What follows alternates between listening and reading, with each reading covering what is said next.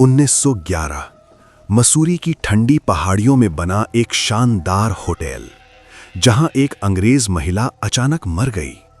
Report में लिखा गया पॉइजनिंग, लेकिन आज भी उस कमरे में रात के बाद कोई ठहरता नहीं, क्योंकि वहां अब भी कोई मौजूद है। मसूरी, जिसे क्वीन ऑफ हिल्स कहा जाता है, घने देवदार के पेड़ों के बीच अंग्रेजों के समय बना एक आलीशान होटल, सवॉय होटल, जहां कभी ब्रिटिश अफसर और अमीर मेहमान ठहरते थे। बाहर से यह जगह आज भी खूबसूरत दिखती है, लेकिन इसकी दीवारों में एक पुराना रहस्य छुपा है, एक ऐसा केस जो आज तक पूरी तरह सुलझा नहीं। 1911 में यहां एक महिला ठहरी, लेडी गार्नेट ओम। वो एक ब्रिटिश आध्यात्मिक महिला थीं, जो सियोन्स और सुपरनैचुरल चीजों में विश्वास रखती थीं। कहा जाता है वो अक्सर आत्माओं से संपर्क करने की कोशिश करती थीं। होटल के कुछ स्टाफ ने भी उनके अजीब व्यवहार को नोटिस किया था, लेकिन किसी को अंदाजा नहीं था कि आगे क्या होने वाला है। एक रात लेडी ओम अपने कमरे में अकेली थीं। सुबह जब दरवाजा खोला गया तो वो बिस्तर पर मृत पाई गईं। कोई संघर्ष के निशान नहीं, कोई चीख नहीं सुनी गई, बस एक अजीब सन्नाटा। शुरुआती जांच में कुछ साफ नहीं था, लेकिन बाद में रिपोर्ट आई पॉइजनिंग। उनके शरीर में स्ट्रिक्नाइन नाम का जहर पाया गया।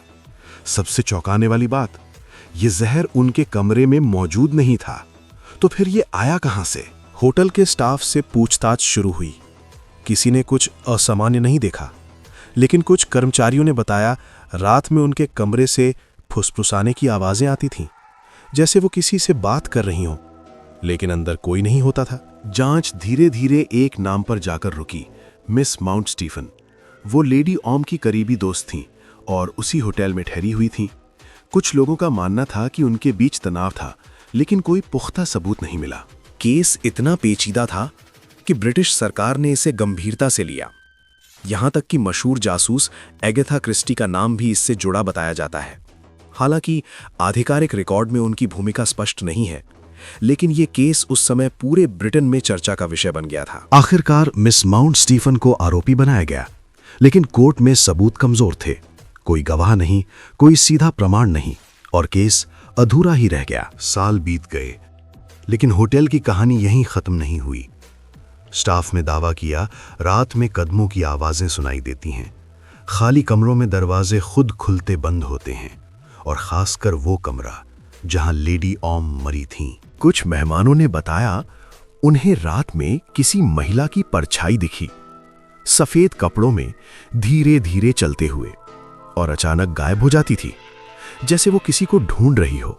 होटल मैनेजमेंट ने इन बातों को हमेशा अफवाह बताया, लेकिन कई पुराने कर्मचारी आज भी इस जगह को अनसेटलिंग मानते हैं। कुछ तो रात की शिफ्ट में काम करने से भी डरते हैं, क्योंकि उन्होंने खुद अजीब घटनाएं महसूस की हैं। आज भी सवॉय होटल एक लग्जरी हेरिटेज प्रॉपर्टी है।